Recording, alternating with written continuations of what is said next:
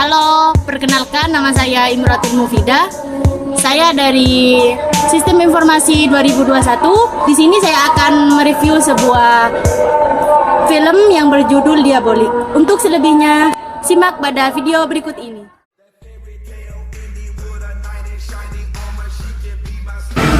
Oke, kembali lagi dengan tugas-tugas pada semester 5. Kali ini saya akan mereview sebuah film. Pada film yang saya pilih ini cukup menarik, di mana seseorang yang melakukannya penuh dengan skill dan profesional. Cek. Oke, pada kali ini adalah awal dari sebuah film tersebut. Untuk beberapa menit ke depan, izinkan saya menemani keseharian Anda dalam kegabutan untuk mereview film ini. Film ini yaitu Diabolik, judul dari film ini. Pada film tersebut menceritakan sebuah sosok perampok yang begitu profesional dan tidak mudah untuk ditaklukkan. Keahliannya dalam mencuri yaitu ada saja ide maupun sebuah penyamaran dalam melakukan aksi tersebut. Oke, 1, 2, 3, gasken. I ain't gonna give up. Got too little time, I'ma live up. Head down, push forward through the tough times. Cause anything worth doing is a tough.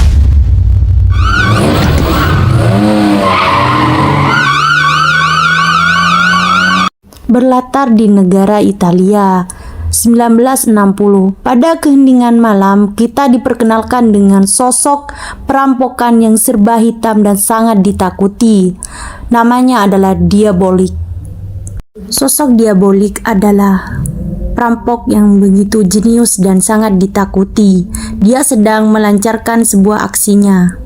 Belum ada satu orang pun yang tahu tentang raut wajahnya, dan seringkali polisi menjulikinya dengan sebutan hantu.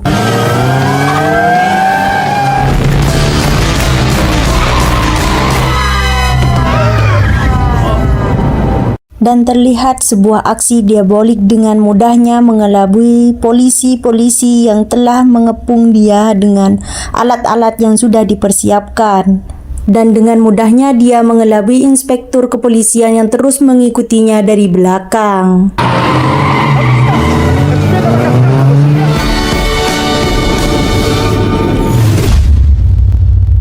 Di sebuah acara penting di mana kita diperkenalkan dengan sosok wakil menteri yaitu Giorgio.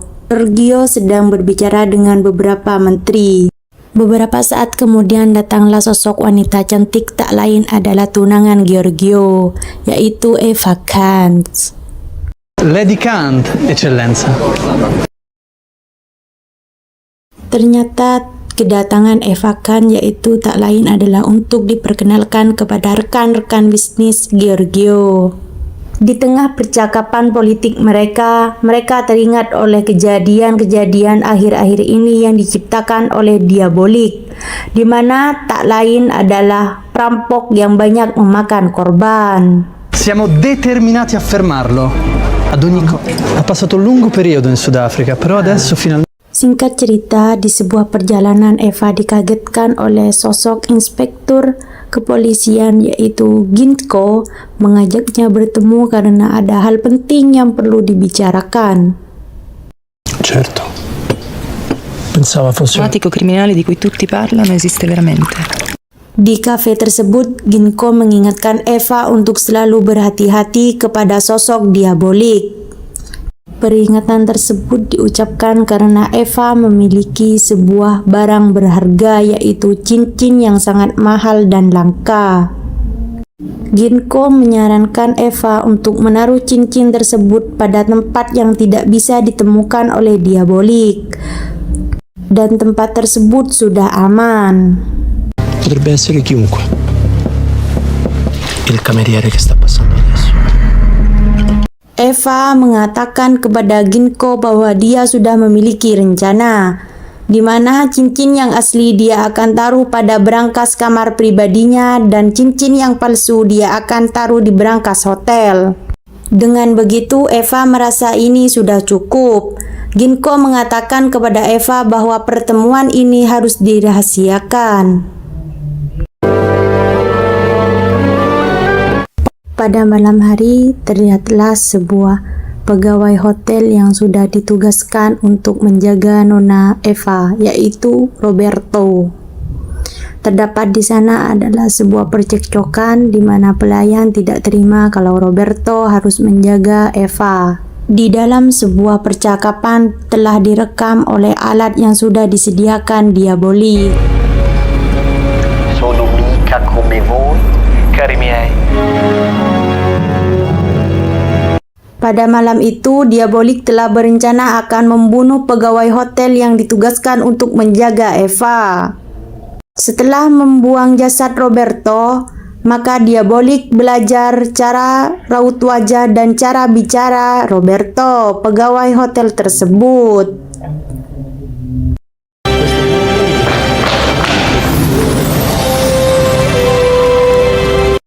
Eva telah sampai pada hotel tersebut dan disambut oleh manajer hotel, di mana pada saat itu Diabolik telah datang dengan penyamarannya menjadi pegawai hotel yang telah ditetapkan untuk menjaga Eva. Pegawai hotel memperkenalkan Eva kepada Diabolik alias penyamarannya sebagai pegawai hotel.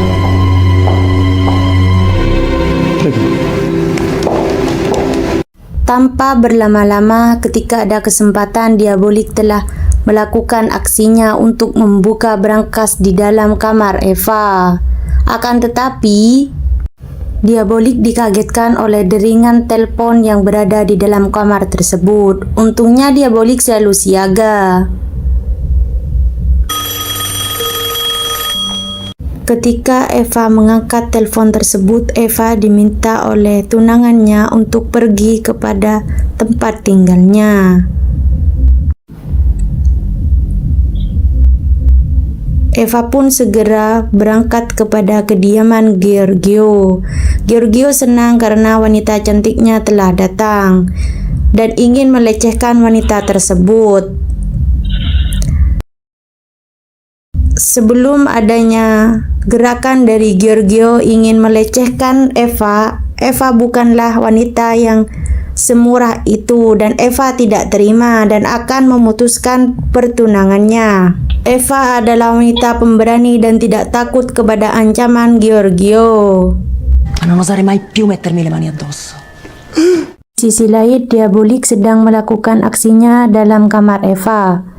Dan dia sudah membuka brankas Eva dan Eva menemukan Diabolik telah berada di kamarnya sangat terkejut. Akan tetapi Eva menjelaskan bahwasanya berlian tersebut adalah palsu dan bernegosiasi, silahkan dicek kalau tidak percaya karena cincin yang asli sudah Eva jual kepada mafia.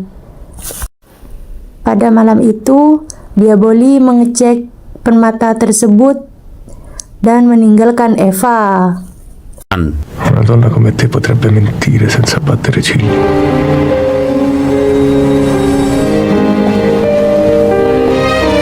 Pada persembunyiannya tersebut, Diabolik mengecek permatanya. Ternyata benar kata Eva, permata tersebut hanya permata palsu yang dimiripkan dengan permata asli.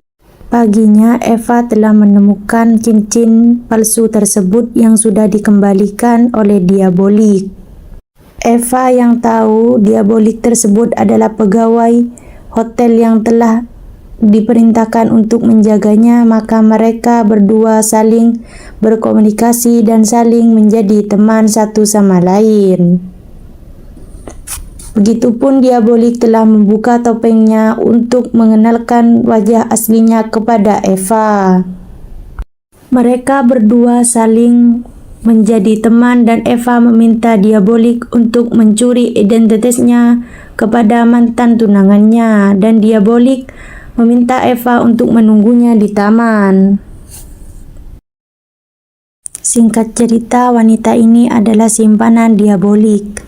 Dia mencari-cari tempat persembunyian Diabolik. Ternyata ada yang merasa janggal dan dia menemukan tempat rahasia tersebut. kekasihnya itu masuk kepada persembunyian diabolik dan menemukan beberapa topeng yang telah digunakan kekasihnya dan melaporkan diabolik kepada polisi. Dengan cepat polisi mendatangi tempat tersebut dan mencari diabolik. Setelah beberapa menit kemudian, polisi menyebar dan telah menemukan diabolik yang sudah masuk kepada tempat rahasia tersebut dan sudah dikepung oleh polisi. Una mossa sbagliata e ti sparo. Meskipun diabolik menggunakan skillnya, akan tetapi dia sia-sia dan sudah tertangkap. Diabolik dibawa kepada kantor polisi dan ditahan.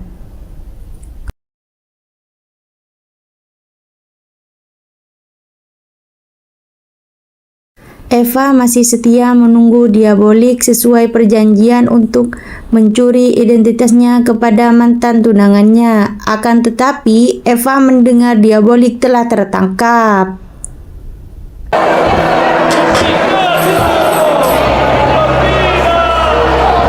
Eva datang dalam pengadilan yang dijalani oleh diabolik. Diabolik yang hanya diam dari tadi meratapi nasibnya yang akan dihukum mati, di mana Eva telah mengkode untuk menawarkan bantuan kepada diabolik dengan sebuah kode kedipan, dan itu dimengerti oleh diabolik dan Eva. Vostro onore, posso mostrare le prove documentali. Colpevole. Sesuai perintah diabolik, Eva pergi kepada tempat persembunyiannya untuk mengambil mobil dan beberapa barang yang diperlukan. Setelah itu, Eva pergi kepada mantan tunangannya untuk mengajaknya menemui diabolik di penjara. Diabolik sebenarnya tidak boleh bertemu dengan siapapun, akan tetapi Eva bisa bertemu dengan diabolik dikarenakan mantan tunangannya itu adalah seorang menteri. Akhirnya mereka bertiga bertemu dan diabolik merencanakan aksinya. Di saat itu, mantan tunangan Eva menjadi diabolik dan diabolik menjadi mantan tunangannya Eva dengan menggunakan topeng. Nel mio ufficio. La combinazione.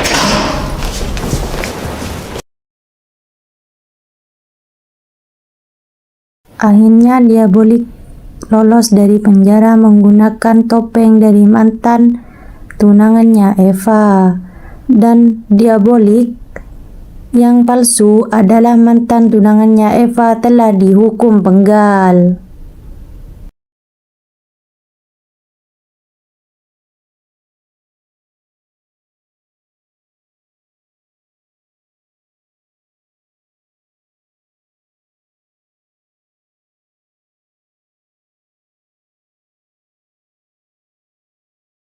Dalla descrizione del direttore non è una che passa inosservata. Non gli bastava fuggire, vuole anche farsi credere morto. Diabolik yang menyamar sebagai mantan tunangannya Eva telah membuka brankas di dalam ruangannya untuk mengambil data pribadi Eva dan mengambil kunci aset dari kekayaan mantan tunangannya Eva.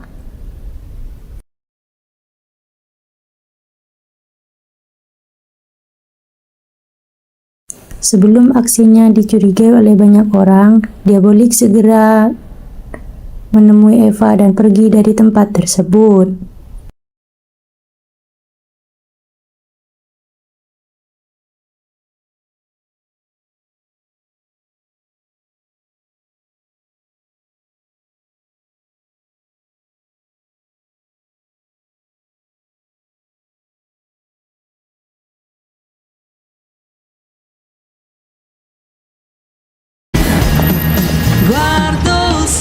Keesokan harinya, Eva menyamar menjadi ibu-ibu sosialita untuk menitipkan beberapa lukisan langka pada sebuah bank, di mana bank tersebut adalah menyimpan harta Giorgio juga di sana.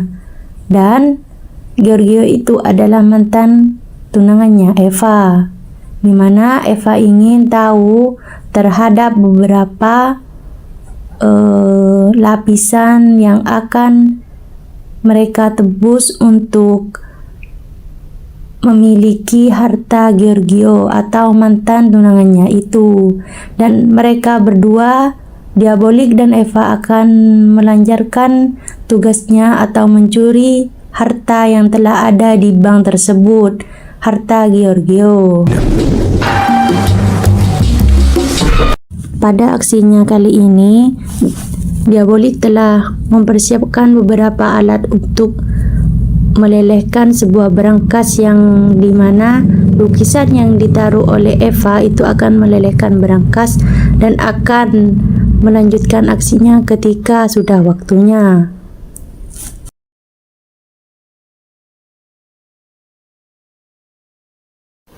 Dan Diabolik meminta Eva untuk tidak ikut. Adesso tocca a me.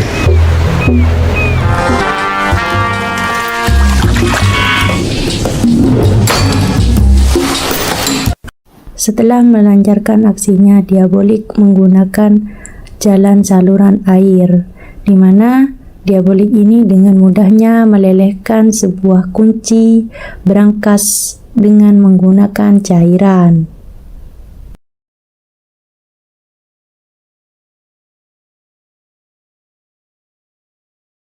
Setelah aksinya selesai, Diabolik membuka air, di mana air tersebut sudah memenuhi berangkas.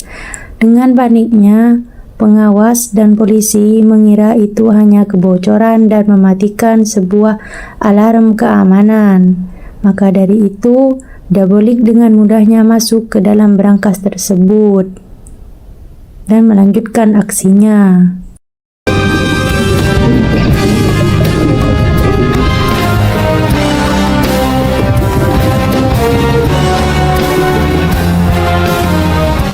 Setelah memiliki banyak kejanggalan, akhirnya inspektur kepolisian mendatangi sekretaris Giorgio atau mantan tunangannya Eva, menanyakan apa saja yang hilang dalam lemarinya, yaitu adalah kunci di mana aset bank harta Giorgio. Setelah mendengar itu, kepolisian mengarahkan seluruh anak buahnya untuk mengepung tempat tersebut. Dan di sisi lain, Diabolik sudah menemukan berangkas Giorgio dan sudah merencanakan aksinya. Setelah beberapa kepolisian mengerahkan semua pasukannya, di sisi lain Eva mengetahuinya dan ingin membantu Diabolik meskipun tidak diizinkan oleh Diabolik. Akan tetapi Eva tidak tinggal diam dan membantu Diabolik. Tidak membutuhkan waktu lama, Diabolik sudah selesai menjalankan misinya dan ingin pergi. Dengan membantu Diabolik, Eva melumpuhkan dua polisi tersebut untuk memberikan jalan kepada Diabolik. Come vuole. Si prepari a contare i morti allora. Ragazzi! Setelah aksinya selesai, dia melarikan diri dan melumpuhkan beberapa polisi yang ada di sana. Dikejutkannya, Diabolik mendapatkan tembakan dari inspektur kepolisian. Akan tetapi, Eva datang tepat waktu dan membantu Diabolik dalam melumpuhkan polisi tersebut. Diabolik dan Eva melarikan diri sedangkan inspektur tersebut tidak bisa bergerak. Ti prenderò.